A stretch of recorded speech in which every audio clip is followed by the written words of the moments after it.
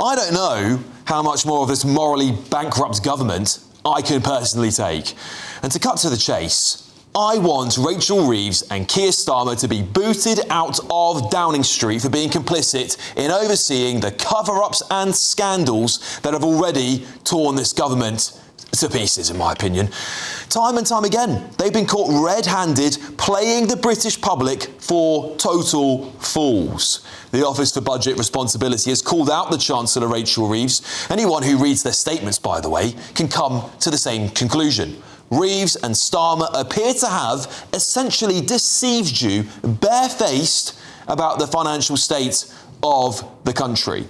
In September, the Office of Budget Responsibility's report claimed it reached out to the Chancellor and told her that the so-called massive black hole, which we were told was tens of billions of pounds, by the way, was only a measly £2.5 billion. By October, they reached out again and claim that not only does the black hole no longer exist, that we were in a budget surplus. We were in the black of £4.5 billion. And what happened a month later? Well, the Chancellor stood up and said this. Truss's disastrous mini-budget, £22 billion black hole in the public finances left by the previous government. Continual threat of tariffs. Inflation has been too slow to come down. The cost of government borrowing has increased around the world. And then a rushed and ill-conceived Brexit. It's astounding. It really is. Can you believe the absolute nerve of those lot to blame everyone for a problem that, number one, apparently didn't even exist, and number two appears to be completely non-existent of a black hole. And even then, the economy was doing better.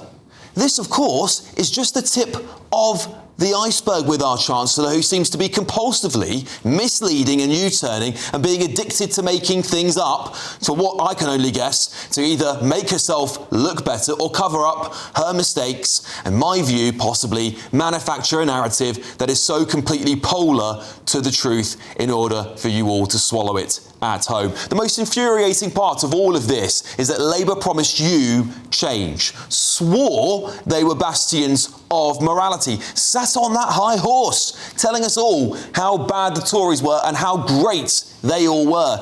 Well, it turns out these lot are just as bad, and instead of raising the bar, they've dragged politics even further into the gutter. And tonight, it gets worse. The Telegraph revealed Downing Street is happy with the Chancellor's speech, and the PM was aware that there was indeed no black hole in the public finances. I mean, that's a confession, in my opinion. Good grief. You deserve better.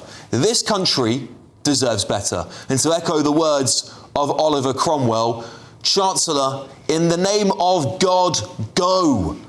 There's nothing more important than keeping your money and your identity safe online. And with so many VPN options available, choosing the right one can be pretty daunting. But this video's sponsor, ExpressVPN, is making the choice easier for GB News viewers. ExpressVPN is offering up to 73% off, plus 4 extra months free. That's top-level security from just £2.49 a month, and you're covered by their 30-day money-back guarantee. So just click the link in this video's description or scan the QR code now. Remember, when you're online, you are often sharing personal data, so hackers can steal your information, your passwords, your photos, and your bank details in just seconds. But ExpressVPN encrypts your connection, making it virtually impossible for hackers to access your personal information. So why choose ExpressVPN? Well, it couldn't be easier to use. With just one click, you are protected. And ExpressVPN uses military-grade AES 256 encryption, which is the same standard trusted by the US government to guard their classified information. With their new tiered plans, you can protect up to 14 devices at once and manage passwords securely. Live chat support is available 24/7, and it typically connects you in under a minute with a real person. Click the link in this video's description or scan the QR code to get up to 73% off ExpressVPN plus 4 extra months free. Start protecting yourself today with ExpressVPN. Let's get the thoughts of my panel, former Labour advisor Paul Richards, senior reporter at Guido Fawkes, Ellie Wheatley, and former Scotland Yard detective Peter Blexley. Paul, I'm going to have to start with you. The fact that the Prime Minister knew there was no black hole is absolutely astounding, isn't it? Well, you have to see this in the context of a war that has broken out between the Office of Budget Responsibility and the government.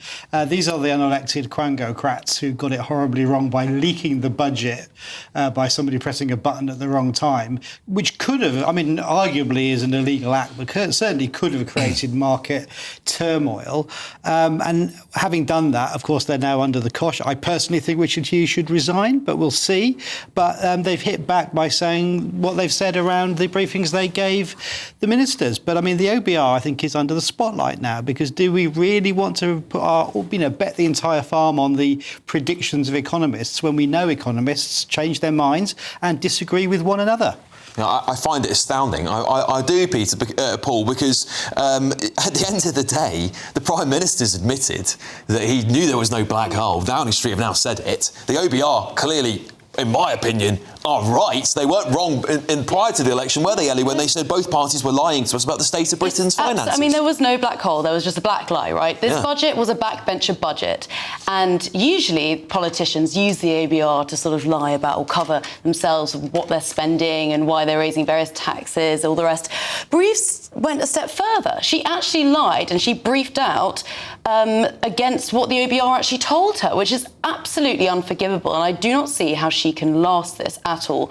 And what she did, why are you putting faith in the OBR when you don't think it should exist? Well, I agree with you on that, but what she said was, well, what her Treasury team were briefing out that was, according to the OBR, downgrades in productivity, etc., of to 20 to 30 billion pounds, which is why we're going to have to raise taxes. She was a coward. What she should have said was actually, we're going to raise taxes to spend more on welfare, scrapping the two-child benefit cap and giving in to the lefties in her party. That's what happened here. And we know this now.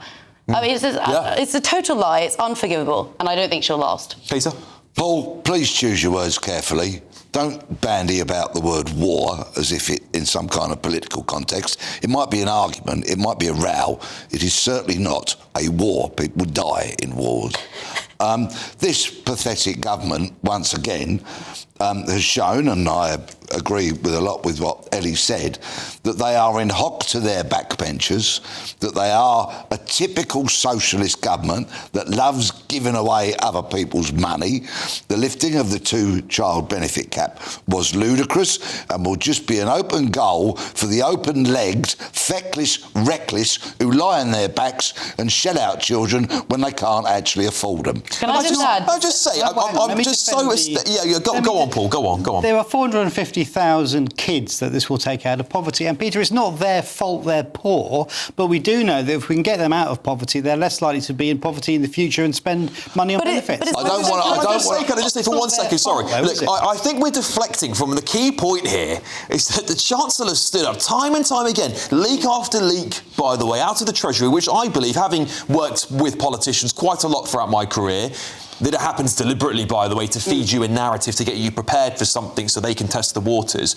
Time and time again, we're told the state of this economy, Ellie, is dire, and that we should brace ourselves. And they blame it on everyone but themselves. And let's not forget, by the way, in Labour's manifesto, they promised only £8.5 billion of tax hikes. It's now, over two budgets, £66 billion. It's absolutely, I mean, it's really quite historic. But back to the two-child benefit cap, actually, the Centre for Social Justice just today released a report saying that working families are now going to be £18,000 off a year, worse off a year, than jobless parents. It's about incentives here, isn't it? When it comes down to this, I understand what you're saying about the children not... In the small print of the budget, there are lots of things like, for example, increasing apprenticeships, and that's one way to get more people into work. Increasing the national minimum wage, so the people that do go out... No. And by the way, back to that... So there are things for the working people as well. No. And most working people are not going to have to pay higher taxes. But Paul, why did... I'm in favour... One second, because I'm in favour of lifting the child benefit cap for working families, so we can incentivise parents who want to breed the future generation of our country, because our birth rate is through the floor, and if I don't want more immigration to this country, so I think we've got to be honest about the ways we achieve that. But we're giving it away to everybody again. We found out that if the OBR's report is true, which it seems it might be, that we were in a budget you're doing the surplus. same thing. You're suddenly putting faith in the OBR because it happens to agree What with what reason you do they have to lie, Paul? What would Peter? So they're not lying. Sorry. They're not lying, but I'm saying they are economists, and economists disagree with each other. There's no single scientific fact around economists. I think the argument is, though, that they were constantly, Reeves was constantly referring back to the OBR's forecast to justify her taxes.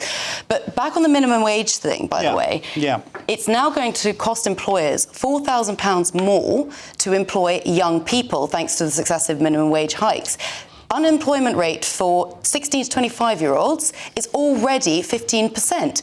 When it costs more to employ young workers... But I don't want to go back to the days when young people would be exploited £1, £2 an hour for these low-rent jobs, all right? That's no way to treat young workers. Let's talk about young people then and low-paid jobs, OK? The financial services sector, like accountancy and banking, outsource thousands upon thousands of low-level jobs to places like India, thereby denying young people of this country entry-level jobs. What is your appalling government doing about that? Are they going to sanction the banks? Are they going to try and prevent that, put in measures to stop it so that jobs are here for young people?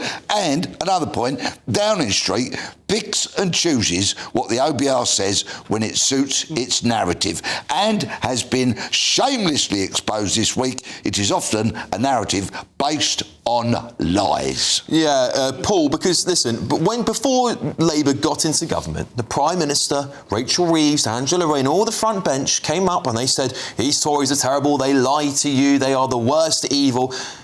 How can they sit there and say that anymore? Surely they must all be eating their hats. No one is disagreeing, are they, that the economy is in a terrible state? I mean, you're not. Your argument we had a budget surplus. Your argument isn't that it's actually we're all doing quite well. I mean, I think we can all agree. I agree with that point. The economy is in the toilet, and that's why they had to revise their plans, because it's in a real dire state. But they had a budget surplus, which means they didn't need to tax us so much, because the only reason they wanted to tax us so much is because they wanted to spend on ideological things to stave off the left of the Labour Party and the Greens. Disagree with the second half of that, because I don't think it's ideological, for example, to try and get waiting lists down in the health service. I mean, there's like small bits of money, for example, like things like playgrounds. You know, we're going to get our playgrounds rebuilt in every community. So these are the things that collectively we spend money on because they make us all individually better off. And that is the price of a good society, Alex. Oh, listen, I think the price of a good society is giving people their money back, especially when we've got a budget surplus. We should be rewarding working people in this country. And unfortunately, as unemployment's rising, we also need to incentivise growth. Nothing in this budget does that, and I'm just very disappointed. I feel misled. I think many other people will feel misled about the state of the economy, at least of the country's finances. But there we go. There we go. We'll find out more this week, won't we? Downing Street, of course, has denied that Miss Reeves had misled the country, saying that she'd been very clear about the decisions.